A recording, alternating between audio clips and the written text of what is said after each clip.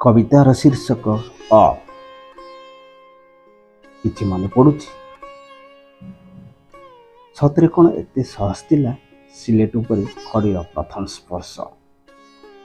हृदय आंदोलित हेउथिला, हाथ बारंबार घूरी बुलुथला और जारिबा स्वरे अ हाँ और तो आरंभ होइथिला जीवन रही सुजन यात्रा।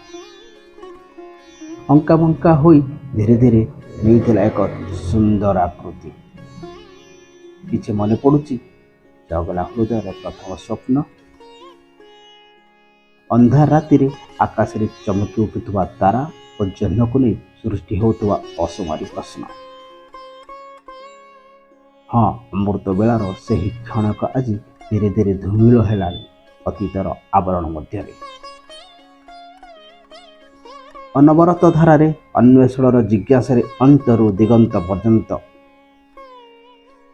केते जे आकार धारण कलनी किछि मन पड़ुछि। अ हाँ रु आरंभ ओ अंतरे शेष और आकृति और असमाप्त और अशांत और अनंत पर्यंत केते जे परिव्याप्त एही और यात्रा।